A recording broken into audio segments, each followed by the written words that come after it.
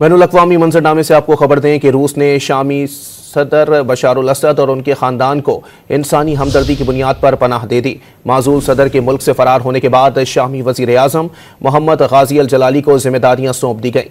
असद ख़ानदान के इक़्तिदार के खात्मे के बाद तुर्किया और लबनान से लाखों शामी पनाह गुज़ीनों की वतन वापसी शुरू हो गई। शाम में अस्करियत पसंदों की तूफानी पेशकदमी ने हुकूमत का तख्ता उलट दिया। बागियों के दमिश्क में दाखिल होने के बाद बशार अल असद खानदान के हमरा मुल्क से फरार होकर रूस पहुँच गए। मॉस्को ने बशार अल असद के रूस पहुँचने की तस्दीक करते हुए इंसानी हमदर्दी की बुनियाद पर पनाह दे दी। अरब मीडिया के मुताबिक बशार अल असद के मुल्क से फरार होने के बावजूद पूरी हुकूमत फरार नहीं हुई है। शामी वजीर आज़म मोहम्मद गाजी अल जलाली दमिश्क में मौजूद हैं और उन्होंने कहा है कि वो हुकूमत के उमूर जारी रखने के लिए मौजूद रहेंगे। बागियों के कंट्रोल संभालने और बशार अल असद के मुल्क से फरार के बाद दमिश्क, हमस और दीगर शहरों में जश्न का समा रहा। लोगों ने इनकलाबी परचम लहराए, टैंकों पर चढ़कर खुशी का इजहार किया, हाफिज अल असद के मुजस्मे गिरा दिए। शाम के शहरी माजूल सदर के सदारती महल में दाखिल हो गए, तोड़ फोड़ की सामान लूट लिया। जंगजुओं ने हुकूमत के ज़ेरे इंतजाम जेलों के दरवाजे खोल दिए और सैकड़ों कैदियों को रिहा कर दिया। तुर्की और लेबनान से लाखों शामी पनाह गुज़ीनों की वतन वापसी शुरू हो गई है।